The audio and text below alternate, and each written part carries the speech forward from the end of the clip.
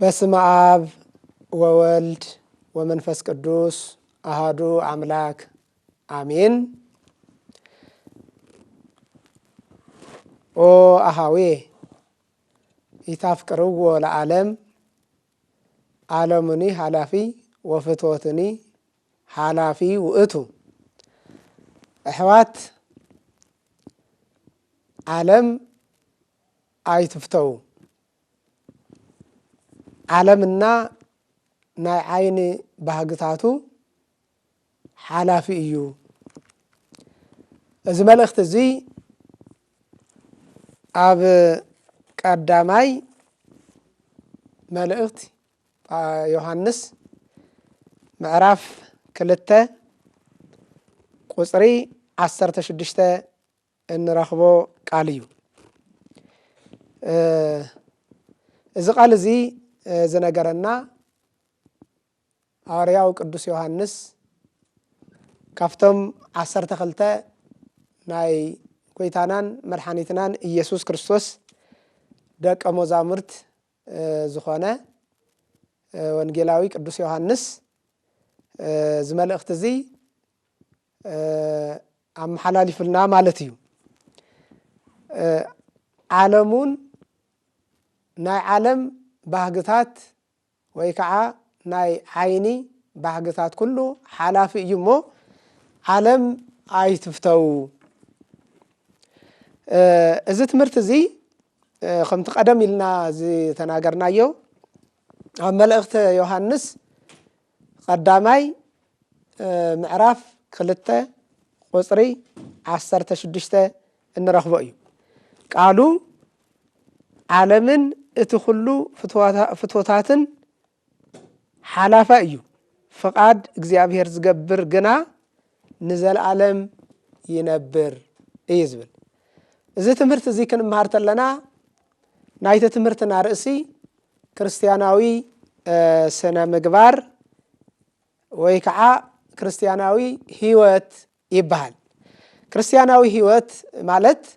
እንታይ ማለት እዩ? ኣብዚ ርእስና እዚ ክርስቲያናዊ ወይ ከዓ ክርስትና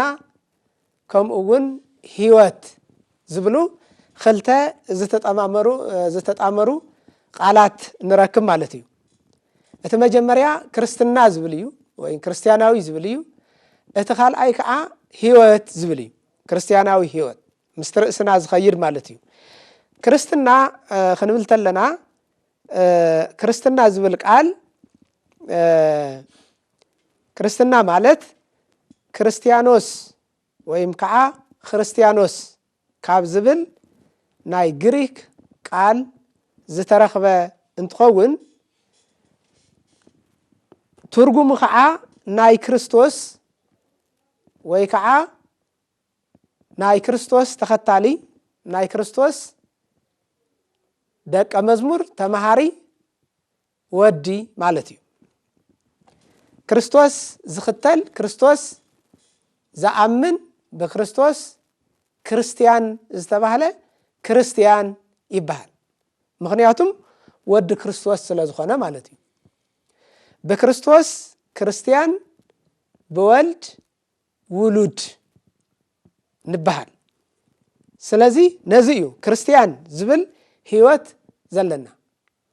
እዚ ክርስቲያን ዝብል ሽም ካብ ክርስቶስ ብምውላድና ካብ ክርስቶስ ናይ ደቂ ክርስቶስ ብምዃንና ዝረኸብናዩ ሽም እዩ። ምክንያቱም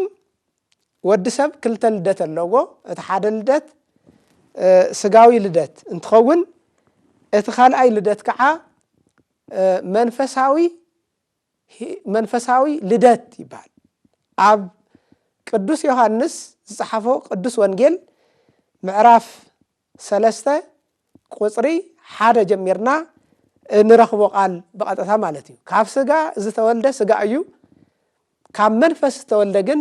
መንፈስ እዩ ኢሉ ክርስቶስ ከምቲ ዝነገረና ማለት እዩ። ስለዚ ሰባት እቲ ቀዳማይ ልደቶም ስጋዊ እንትኸውን እቲ ካልኣይ ልደቶም ደግሞ ወይ ከዓ እቲ ዘለዓለማዊ ልደትና ከዓ መንፈሳዊ نخون مالتي منفساوي خون مالتي سلازي تاو تلعيلو كريستيان دق خريستوس نبهال مالتي إن نزيو كريستياناوي هيوت زبل شم هيبنا يلنا مالتي إزي بقى نزي ذات أنا آخر تمهرتي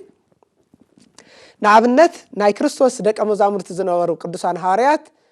بركاتهم مسكور لهنا يخون مو أب أنصوكيا كم هرون تلو خاقلقلون تلو أب أنصوكيا اندام هرون داقلقلون دهالو أحيزاب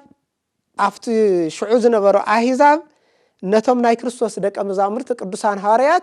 كريستيان بلوهم يبل زقرم قالي قال زي تعمز زقرم مليسنا ملاليسنا خري انت لنا طعم زقرم نقري زم أحيزاب زي أتم كريستيان يلم صوعوهم يبل قدميو دك أمزامرت ويكعان أي كريستوس تختلتي بزو شمزي كصوعو أي نرئن كم زي عين الشم توهاي بقوم أي نرئو من نمجمريا جزي زقال زيها أبجور هواريات ويكعا أبناي هواريات مصحف ناي جبر هواريات مصحف نبلو جبر هواريات معرف عصرت حدا قصري عسران شدشتن بقطتا نرخو بقاليو إزياتهم كريستيان إلهم صوعوهم نمجمريا جزي أب أنصوكيا كريستيان تباهلو إلو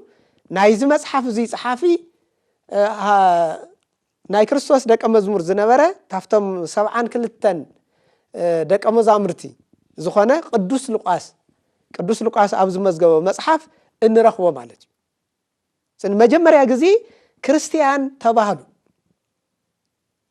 إذا عبي شومي مالت إزياتهم أحزاب نمنتا يوم كريستياني لمم كنبل تلنا تافت صراحتهم تافت أقلقلتهم زتل علي أتزهب وزن وراء أقلقلت أتزقلقل وزن وراء أقلقلت ريهم إزياتهم كريستيان يوم إلهم كريستيان زبلشم حابوهم كريستيان زبلشم كعا واسألهم يبلنا مالتي سلازي نزيو كريستياناوي هيوت زبر قال إذا حزنا سلازي نعنا ملأختي أوزي خنوس دنتلنا كريستياناوي هيوت وي كريستياننا هيوت زبل نجاري سلازي كريستنا مالت هيوت ينبعلو مالتي ويكعا هيوت زي بلو كريستيان كهلو أي خل سلازي كريستياناوي هيوت زبلنا أيو تاي مالتيو انت عفتنا عالم شم استفلي شم سلازو خانه كريستياناوي هيوت يبال كمتي أقدم استناجركوا كريستنا زبل شم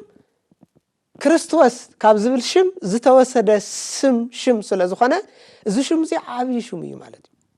بقليلو خرقة بقليلو خنحاسو أيقبان مالتي كريستيان دحرت تفاهلنا ناي كريستنا سراح كنسرح لنا مالتي سلازي كريستنا ناي كريستنا هيوت زبهالو نجر ندازرزرنا يمكن خدينا كريستيان كنبهال تلنا نحنا سلازي ناي كريستوس سراح نسرح مالتي اتناي كريستوس سراح نسرح ناي كريستوس أقلقلت نقلقل اتي قال እግዚአብሔር زؤزو كله نقبر سلازي بخرستنا كاب عالم نفله مالتي بخرستنا كاب عالم نفله كابنا عالم سرح نفله مالتي سلا نزي ترأسنا وين حواريو قدوس يوحنس أحوات عالم عيتفتو إزياتهم تم أحوات زبهالو زلو بخريستوس أحوات زخونو كريستيانيو كريستوس زأمنو نجزيابير زأمنو جزيابير زملخو قدوس يوحنس أو أحوات أتم أحوات عالم عيتفتو عالم عالم بهجتات كله حلافة أيو لا عالمنا كريستيان تايمسل كريستيان دحرت خوينا عالم كنبلت لنا أب عالم زلوا سبات كريستيان زي كونوا سبات زفكروه زي زبهجوه نزي زجزوه سبات كاب آتم كنفله ناي قدني مالتي سلازي أب عالم زلوا كريستيان أب عالم زلوا كله عايتفتو نا عالم بهجن تأيو ዓለም ዝበሃሉ ዘለው እንታይ እዮም ድሕርተይልና ንመን እዮም ድሕርተይልና ዓለም ዝበሃል ዘሎ በክርስቶስ ዘይአመነ ዓለማዊ ክርስቲያናዊ ህይወት ዘይፈልጥ ክርስቶስ ዘይአመነ እግዚአብሔር ዘይአምን ዘይተጠምቀ ናይ ክርስቶስ ስራሕ ዘይሰርሕ ዓለማዊ ይባል እዚ ማለት ታይ ማለት እዩ በእግዚአብሔር ፍቃድ ዘይነብር እግዚአብሔር ዘይፈልጥ እግዚአብሔር ዘይአምን ዓለማዊ ይባል እዚ ንኸብዱ ዝነብር ንኸርሱ ዝነብር በቃ ዓለምን ናይ ዓለምን ባህግታት ጥራሕ ዘምልኽ እዚ ዓለማዊ ይባል ስለዚ ክርስቲያን ታብዛ ዓለማዊ ባህግታትን ናይ ዓለም ፍቅርን ክወፁ ከም ዘለዎም ቅዱስ ዮሐንስ ዓለም ኣይትፍተው ዓለም ኣይትፍተው ስለዚ ከም ክርስቶስ ኮይንኩም ንበሩ ከምቲ ክርስቶስ ንዓና ዘገልገለና ስለዚ ዓለም ንምሳሌ ናይ ኣብነት ናይ ዓለም ትምህርት እንድሕር ተወሲድና ወይ ከዓ ዓለማውያን እንድሕር ተሪእና ንምሳሌ ክርስቶስ ናብዛ ዓለም እዚ ክመጽእ ተሎ ቅዱስ ወንጌል ከም ዝነገረና እንታይ እዩ ከገልግል ደኣ መጹ ይምበር ከገልግልዎ ወዲ ሰብ ኣይመጸን ክርስቶስ እዩ ማለት ክርስቶስ ናብዛ ዓለም እዚ ዝመጸ ከገልግል እዩ መጹ ከገልግል እዩ መጹ ይምበር ከገልገለ ይኮነን መጹ ስለዚህ ናይ ዓለም በሓግ እንታይ እዩ እንድሕር ተይልና ዓለም ከገልግል እንታይ ኮነ ክግልገል እዩ ዝደሊ ማለት እዩ ከገልግል እንታይ ኮነስ ክግልገል እዩ ዝደሊ ንሰባት ከኽብር እንታይ ኮነ ንባዕሉ ክብሪ እዩ ዝደሊ ንሰባት ትሕትና ክገብር እንታይ ኮነ ንሱ ክዕበ እዩ ዝደሊ ስለዚህ ናይ ዓለም ጠባይ ዝበሃሉ እዚኣቶም መጀመርያ ዓለማዊ ሰብ ብምንታይ ይፍለጥ እንድሕር ተይልኩሞ ናይ ዓለም ባህግታትን ናይ ዓለም ዘለው ነገራት ብምልኦም እንታይ ይገብሮም ማለት እዩ ንሳቶም ይፈቱ ማለት እዩ ንሳቶም ይዘቀድም ማለት እዩ ስለዚ ኣብ ቅድሚ እግዚአብሔር እንታይ ይገብረለይ ዝብሉ ሰባት ኮሎ እንድሕር ገንዘብ ተልዩ እንድሕር ስልጣን እንድሕር ተልዩ እንድሕር ኩሉ ነገር እንድሕር ተልዩ እግዚአብሔር ታየልየኒ ዝብሉ ሰባት ኣለው ስለዚ ናይ ዓለም ኣተሓሳስባ ማለት ዓለም ዝሓስቦ ዓለም ዝብህጎ ማለት እዚ ማለት እዩ ስለዚ ንስጉ ይነብር ናይ ስጋ ድልየቱ ይነብር ንባዕሉ ንገዛ ርእሱ ፈታዊ ይኸውን ማለት እዩ ስለዚ እግዚአብሔር ግን አይፈልጥን ናይ እግዚአብሔር ሰባት ግን አየኽብርን እግዚአብሔር ግን አየምልኽን ማለት እዩ ስለዚ ዝኣምን እንታይ ማለት እዩ በዚ ናይ ዓለም ቆሳቆስ በሃብቲ በገንዘብ በስልጣን በጉልበት ይኣምን ማለት እዩ እዚ ኣይትፍተው ቅዱስ ዮሐንስ እዚ ኣይትፍተው እዚ ጸር ናይ ክርስትና ጸር እዩ ጸረ ሃይማኖት እዩ ጸረ እግዚአብሔር እዩ ጸረ ክርስቶስ እዩ ስለዚ ሕዋት ከምዚ ኣይትኹኑ ዓለም ኣይትፍተው እዚ ዓለም ከምዚ ኢሎም ዝፈትዎ ዓለም ከዓ ሓላፋ እዩ ይብል ታውኻ ተዝገርም ነገር ዓለም ሓላፋ እዩ ዓለም ሓላፊ ረጋፊ ጠፋኢ እዩ ስለዚ ዓለም ሓላፊ ንባዕሉ ዓለም ሓላፋ እዩ ንስኻትኩም ግን ሓለፍቲ ኢኹም እዚ ትፈትውዎ ሰባት እዚ እውን ሓለፍቲ ኢኹም እቲ ትፈትውዎ ዓለም ዘሎ ትፈትውዎ ኩሉ ግን ሓላፋ እዩ ብመሰረቱ هو ትኽክል እዩ ኩሉ ሓላፊ ኩሉ ጠፋኢ ስለዚ እዚ ኣይትፍተው ምስ በለ እንታይ ይብል ፍቃድ እግዚአብሔር ዝገብር ግና ንዘለዓለም ይነብር እግዚአብሔር ናይ እግዚአብሔር ፍቃድ ዝፍጽም እግዚአብሔር ዘአምን እግዚአብሔር አሚኑ ዝነብር ግን ንዘለዓለም ይነብር ዓለማዊ ዓለም ግን ሓላፋ እዩ ናይ ዘለዓለም ህይወት እንታይ ኮነ ዘውርሰና ዓለም ሞት እዩ ዘውርሰና ስለዚ ነዚ ቅዱስ ዮሐንስ ዓለም ኣይትፍተው ናይ ዓለምንና ኣብ ዓለም ዘሎ ባህግታት ሁሉ ሓላፋይን ጠፋይን እዩ ዝበለ ነዚ ስለዚ ክርስቲያን ማን ይመስል ክርስቶስ ይመስልና ስለዚ ክርስቶስ ናብዛ ዓለም እዚ ክመጽ እንተሎ ዓለም ደልዮ ይኮነን መጽ ንዓለም ከድሕን እዩ ዝመጽ እምበር ናይ ዓለም ባህግታትን ናይ ዓለም ዘሎ ሃፍትታትን ደልዮ ይኮነን መጽ ስለዚህ ንሕና ክርስቲያን ኢና ድሕር ንብል ተኾይና ክርስቶስ ኢና ናይ ክርስቶስ ደቀ መዛሙርቲ ኢና ናይ ክርስቶስ ተኸተልቲ ኢና ድሕር ንብል ተኾይና ከም ክርስቶስ ክንኸውን ናይ ግድን እዩ ማለት እዩ ቅዱስ ጳውሎስ ከም ዝጸሓፎ ኣነ ኣብ ቀዳማይ ቆሮንቶስ ምዕራፍ 11 ቁጽሪ 1 ዘሎ ኣነ ክርስቶስ ስለ ዝመስል እዩ ዝብል ኣነ ክርስቶስ እየ ዝመስል እሞ ንስኻትኩም ከዓ ንዓይ ምሰሉ ኣነ ክርስቶስ እየ ዝመስል ንስኻትኩም ከዓ ንዓይ ምሰሉ ከምኡ ናይ ክርስትና ህይወት ማለት ክርስቶስ ንመስል ታባና ብዝበለጸ ደግሞ ክርስቶስ ዝመስሉ ቅዱሳን ዝመስሉ ኣቦታትናን ክንመስል ናይ ግድን ስለ ዝኾነ ኣነ ክርስቶስ እየ ዝመስል ንስኻትኩም ከዓ ንዓይ ምሰሉ ይብሎም ማለት እዩ ስለዚ ክርስትና ማለት ክርስቲያናዊ ህይወት ማለት እዙይ ማለት ክርስትና ህይወት ክገብሮ ዝኽእል እንታይ ማለት እዩ ናይ ክርስትና ቀዳማይ ክርስትና ቅዱሳት መጻሕፍትን ተረዲኦም ብፍቅሪ እግዚአብሔር ተሳሒቦም ኣምላኾም ፈሊጦም ብቃሉ ብህጉ ጸኒዖም ዝነብሩሉ ህይወት ስለ ዝኾነ ክርስትና ህይወት ኣለዎ ንብሎ ማለት እዩ ስለዚ ኣብ ክርስትና ክንነብር ተለና ቅዱሳት መጻሕፍት ፈላጣት ክንኸውን ኣለና ቅዱሳት መጻሕፍት ንፈልጥ ንትርጉም ነረድእ ንምህር ክንኸውን ኣለና ማለት እዩ ስለዚ ክርስትና ብልማድ ዝነብሩሉ እውን እንታይ ኮነስ ብምፍላጥ እውን ብትምህርት እውን ፈሊጥና እውን ተረዲእና እውን ነብረሉ ምዃኑ ይነግረና ማለት እዩ ምክንያቱ ሃይማኖት ክጸንዕ ዝኽእል ክርስትና ክጸንዕ ዝኽእል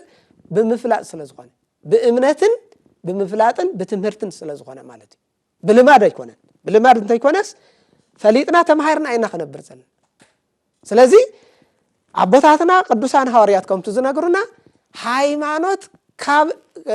እምነት ካብ ምፍላጥ እዩ ካብ ትምህርት እዩ ሃይማኖት ካብ ትምህርት እዩ ስለዚ ክርስትናና ህይወት ክነብሮ እንድሕር ተኾይኑ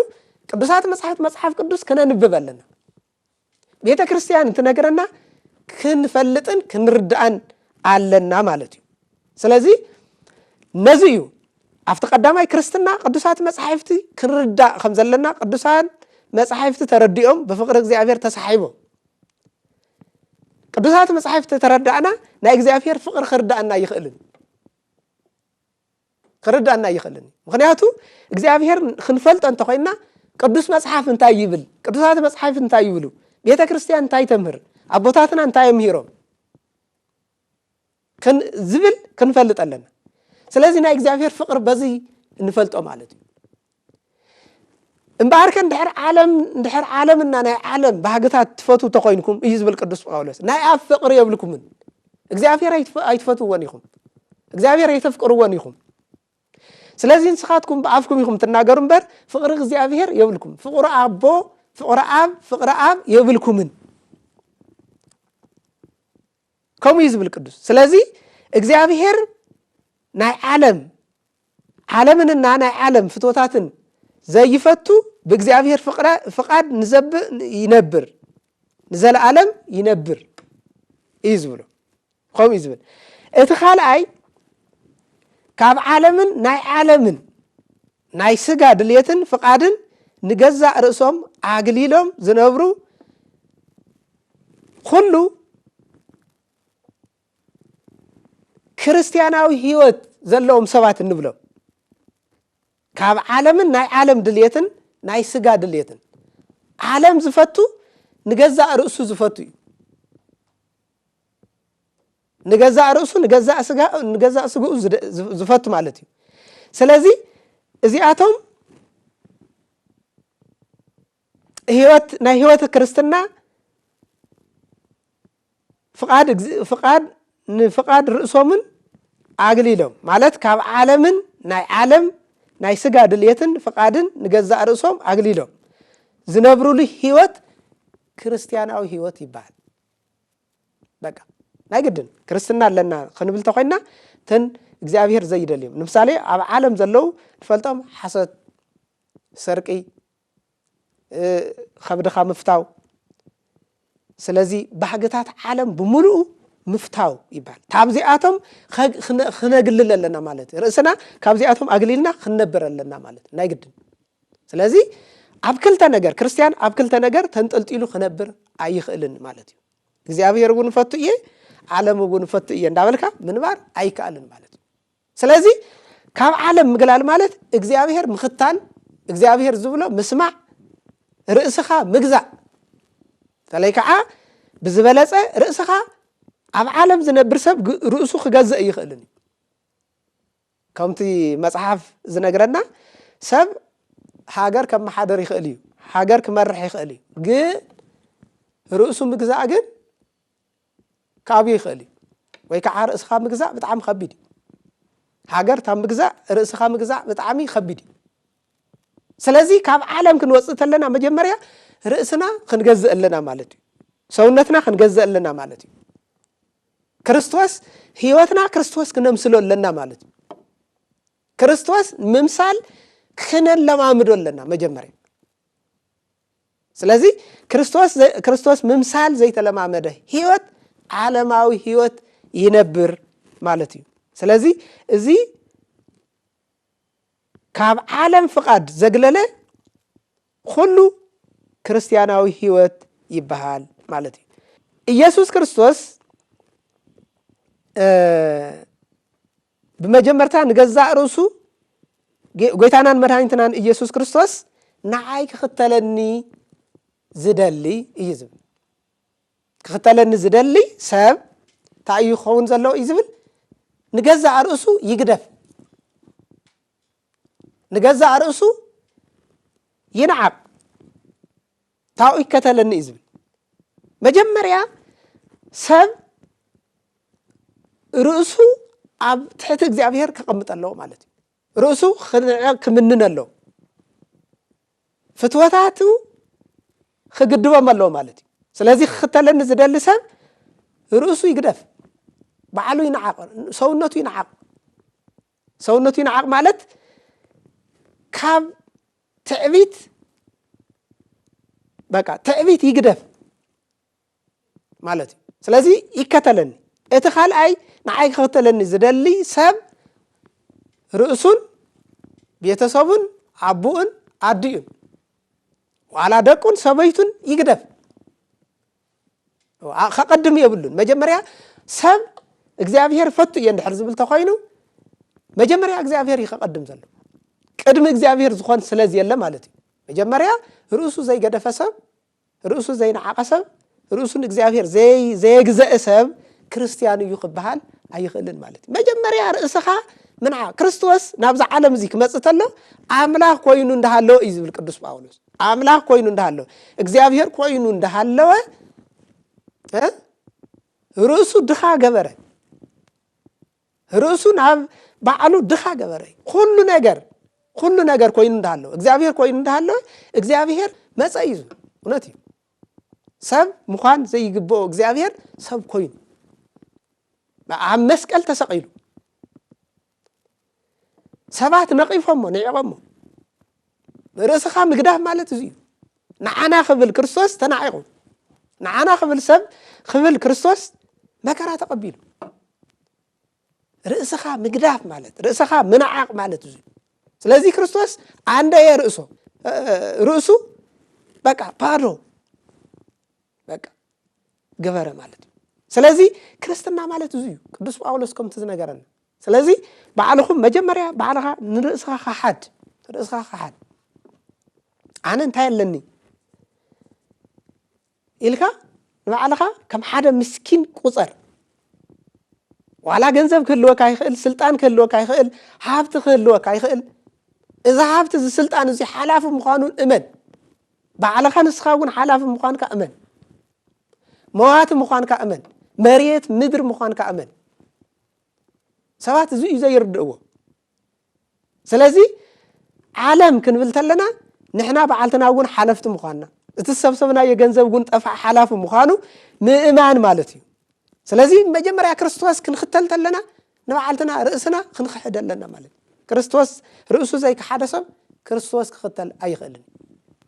ናይ ዓለም ድልየታቱ ዘይከሓደ ሰብ ክርስቶስ ክኽተል ኣይኽእልን تا مجمريا ناي كريستوس مختال تبال ناي مجمريا رئسخا مخحدي سلازي رئسنا كن خحد لنا مالت تاو بدحريو تاي بالكريستوس رئسخا خحد تاباي نلعلي أبوخان أديخان بيتسفكان كتفتي بلكان قصيلو زي مس جبركا ناي بعلخا مسكل تشكيم كاتختلني ناي جزاء رأسخا تشكيم كاتختلني بقى كاب عالم خنا قللتلنا كاب عالم مقلال مالت زي مالت زين زياتن درجاتات زياتن تختلنا نخد مالت زيو اتسالساي تايو بإمنات بهايمانوت بطبب ممللاس بهايمانوت بطبب بእግዚአብሔር مفرح طبب مالت እግዚአብሔር مفرح مالتي ناي مجمريا እግዚአብሔር ፈጣሪ አምላክ አምጻይ ዓለማት ዓለምን ዘምጸ ዓለም ዝፈጠረ ዓለም ዝሕልፍ አምላክ ምዃኑ ሓያል አምላክ ምዃኑ ናይ አማልክተ አምላክ ምዃኑ ናይ ጎይቶት ጎይታ ምዃኑ ናይ አማልክተ አምላክ ናይ ሓያላት ሓያል አምላክ ምዃኑ ምፍላት ጥበብ እዩ ዘለዓለማዊ አምላክ ምዃኑ ጥበብ እዩ ስለዚ ክርስቲያንና ክንብል ተለና ብጥበብ ክንመላለስ ኣለና እግዚአብሔር በመፍራህ ክንመላለስ ኣለና እግዚአብሔር በመፍራህ ክንመላለስ ኣለና ስለዚ ወድሰብ በሃይማኖት እንት ዘይ ጸኒዑ ንዓለማዊ ድልየቱ ገደብ ዝበሃል የለን ነዚ ሰባት እግዚአብሔር ስለ ዘይፈልጡ ሃይማኖቶም ብግድ ብትክክል ስለ ዘይርዱ እግዚአብሔር ይፈርሑን በጥበብ ይመላለሱን ስለዚ እዚአቶም ድልየታቶም ዓለምና አብ ዓለም ዘሎ ጥራሕ ስለዚ እግዚአብሔርን አይፈልጥወን ወድሰብውን አየኽብሩን ስለዚ ንዓለምና ንሰይጣን ዝተገዙ ይኾኑ ማለት እዩ ንኸብዶም ዝተገዙ ይኾኑ ማለት ድሕሪኡ ርእሶም ንሰይጣን የግዝኡ ንዓለም የግዝኡ እዛ ብድሕሪኡ ታይ ይኾኑ ማለት ናይ ሰይጣን ባሪያታት ይኾኑ ማለት እዩ እግዚአብሔር ታብ ዘድሕነን ናይ ሰይጣን ዓለም ማለት እዚ እዩ ናይ ዓለምና ናይ ዓለም ባህግታት ምፍታው ማለት እዚ እዩ ማለት እዩ ስለዚ ናይ ዓለም ናይ ሰይጣን ባሪያ ምዃን ናይ ሰይጣን ተገዛእ ምዃን ስለዚ አዳምና ሔዋን ዝወደቁሉ ብምንታይ በዚ እግዚአብሔር አይትብልዑ ዝበለው ነገር ዘይበልዑ ነይሮም ናይ እግዚአብሔር አገልገልቲ ናይ እግዚአብሔር ሰባት ኮይኖም ይቆጽሉ ነይሮም ማለት እዩ ስለዚ እግዚአብሔር ዝበሎም ስለ ዘይሰምዑ ስለ ዝስሓቱ ወደቁ ማለት እዩ ናይ መን ባሪያ ኾኑ ናይ ሰይጣን ባሪያ ኾኑ ማለት እዩ እዚ ከዓ ባዕልኻ ምፍታው ዝበሃል እዚ ማለት ንገዛእ ርእስኻ ምፍታው ማለት እዚ ማለት እዩ ስለዚ ግዙአት ይኾኑ ማለት እዩ ንሰይጣን ግዙአት ይኾኑ ማለት እዩ ስለዚ እዚአቶም ሸየጥቲ ሃይማኖትን ሸየጥቲ እግዚአብሔርን ሸየጥቲ ሃገርን ድሓር ደግሞ ርእሶም ዝሸጡ ይኾኑ ማለት እዩ እግዚአብሔር ታብ ዘድሕነና ስለዚ ነዚ ስለዚ ሓሳቦም ኩሉ ኣብ ዓለም ዝተመስረተ እዩ ዓለምና ዓለም ጥራሕ በቃ ኩሉ ግዜ ዝረአዮም ኣብ ዓለም ዘሎ ነገር ባህጊ እዩ ኩሉ ስለዚ ታብዚ ውፁ ስለዚ ነዚ ቅዱስ ጳውሎስ እዚአቶም ከዓ ይብሎም እዚአቶም ካብ እንስሳ ዝበኣሱ እንስሳታት እዮም እግዚአብሔር ታብ ዘድሕነና እዚአቶም ካብ እንስሳ ዝበኣሱ እንስሳታት እዮም ባዕሉ ዘይቆጻጸር ሰብ እንስሳታት እንኳን ባዕልቶም ይቆጻጸር ባዕሉ ዘይቆጻጸር እንድሕር ተኮይና ሓደ ሰብ እንኳን ክርስቲያን ክኸውን ሰብ ኮይኑ ክቅጽለ ይኽእልኒ ስለዚ ባዕሉ ዘይቆጻጸር እዩ እዚ ፍጹም እንስሳ ይኸውን ማለት እዩ አይ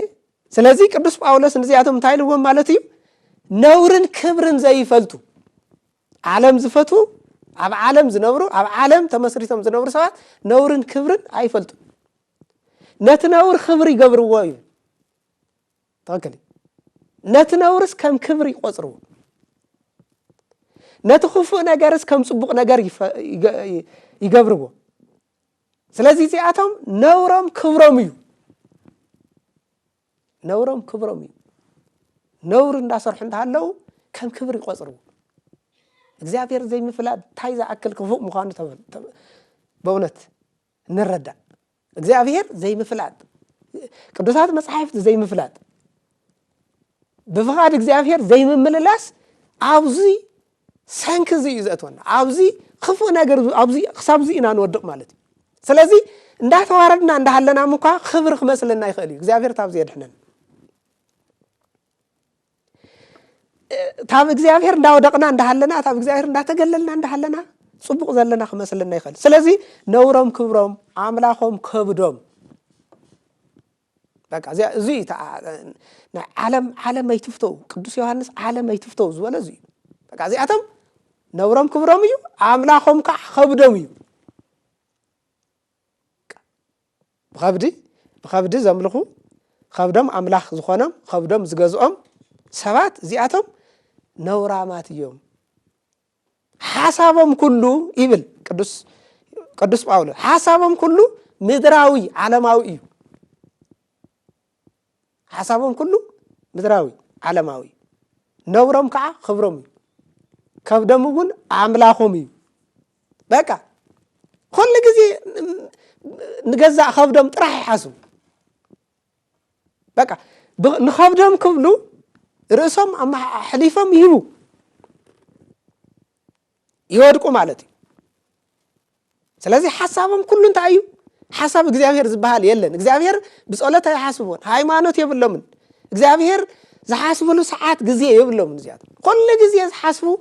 ስለዚ ዓለም ዘሎ ስለ ከብዶም ስለ ዝኽደንዎ ክዳን ስለ ዝሰትይዎ መስተ ይሓስቡ ሓሳቦም ኩሉ ምድራዊ እዩ በቃ እዚ እዩ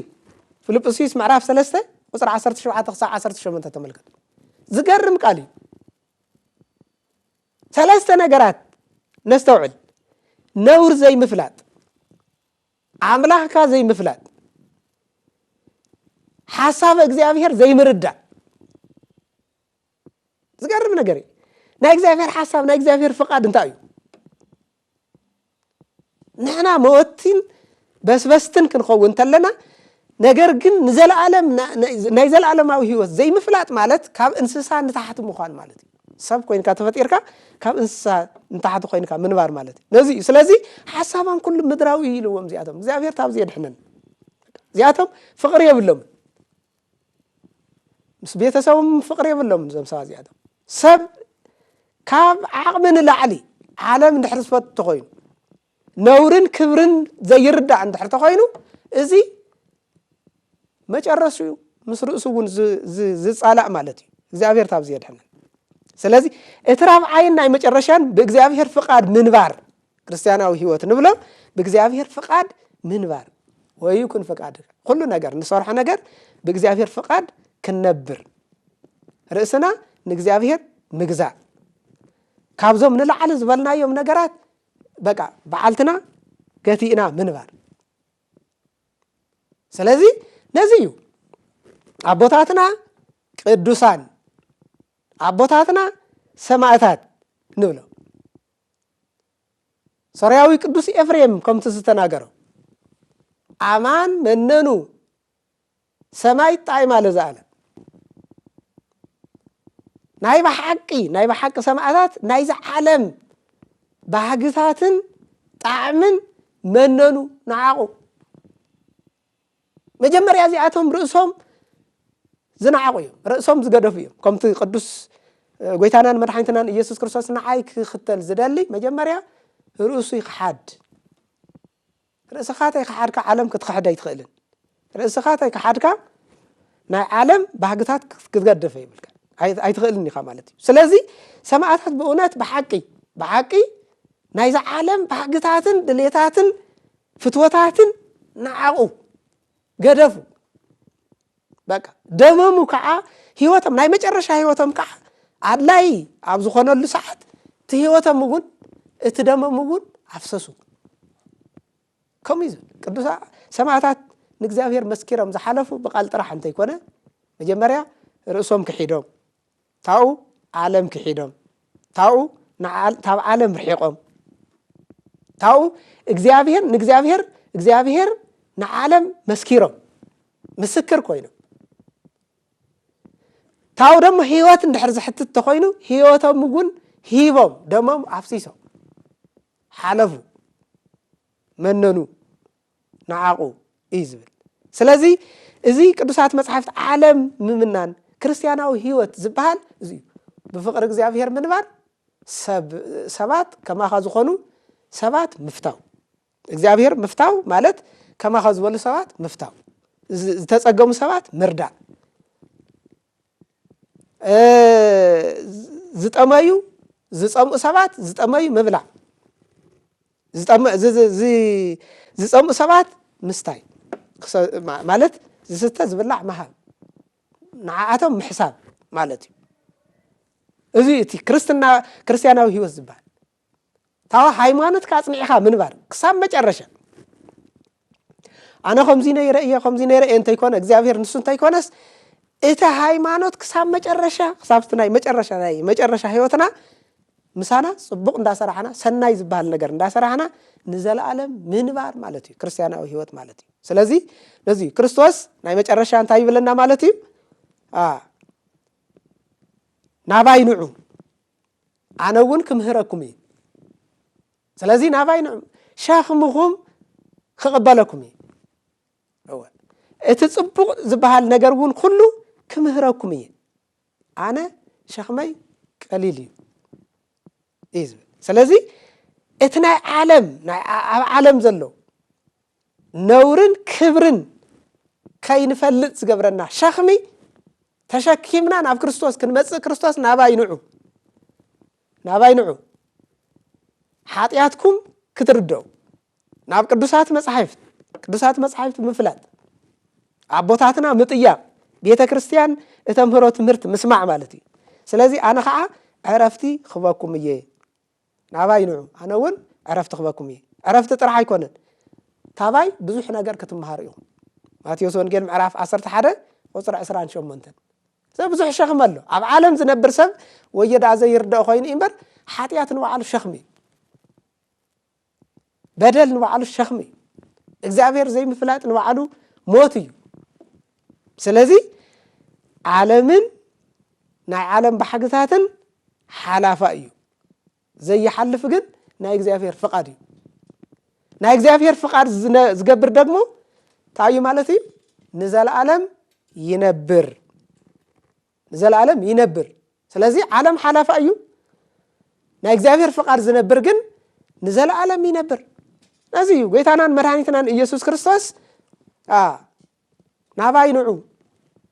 ስጋይ ብልዑ ደመይ እውን ስተዩ ኣነ ካብ ሰማይ ዝወረድኩ እንጀራ እዩ ቃሉ ምስማዕ ቃሉ ምጽናዕ ቃሉ ምንባር ናይ እግዚአብሔር ሕጊ ሓሊኻ ምንባር ማለት እዚ ናይ ዘለዓለም እንጀራ እዩ ዘለዓለማዊ ህይወት እዩ ስለዚ ታብ ቃሉ እንድሕር ተፈሊና ነብር ተኾይና ናይ ዘለዓለም ህይወት ይብልና ቃል እግዚአብሔር ዘይንፈልጥ እንድሕር ተኾይና ናይ ዘለዓለም ህይወት ዝበሃል ክህሎ ይኽእል ስለዚ ኣነ ካብ ህይወት ክበዝሓልኩም ምእንቲ ንዓኻትኩም ህይወት ክበዝሓልኩም ካብ ሰማይ ዝወረድኩ ህይወት እየ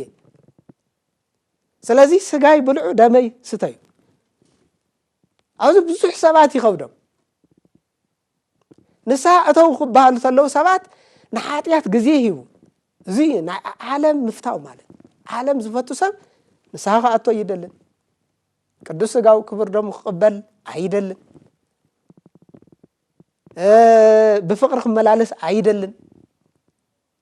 ስለዚ ነተብ ኣብ ዓለም ገዲፍና እዩ ንኸይድ ንዑኡ እዩ ኣብኡ እዩ ዝጓየ ዝነብር ማለት እዩ ስለዚ ነዚ እዩ ቅዱስ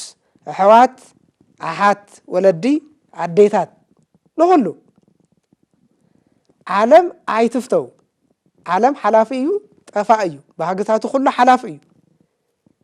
ኩሉም ሓላፊ እዩ ስለዚ ዘይሓልፍ ግን ናይ እግዚአብሔር ፍቃድ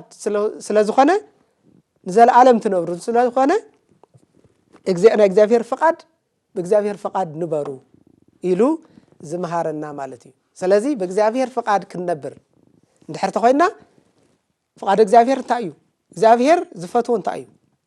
ናይ እግዚአብሔር ባህግ እንታይ እዩ ናይ ዓለም ባህግ እንታይ እዩ እንተይኮነስ እግዚአብሔር ናይ እግዚአብሔር ድልየት እንታይ እዩ ንሕና እግዚአብሔር እንታይ ክንገብር እዩ ዝደልየና كما يجرنا خنختلو إجزابير زدلينا سلازي اتم قدمهم نا إجزابير عرفت زبالو إجزابير زفتوهم زبالو عبطان تايجرهم إجزابير فتيو عالم سلاز قدفهم عالم بهجتات سلازن عاقم عالم حلاف مخانون أقدمهم سلا تردو سلازي أقدمهم رأسهم إجزابير سلاز جزو دك إجزابير يبهالو نزي إجزابير عملخنا إجزابير عملخنا نا إجزابير فقاد فسيمنا قنبر نا إجزابير قدس فقاد يخون لنا إجزابير مسانا يخون إجزابير يبارخنا يقدسنا وسبحات الإجزابير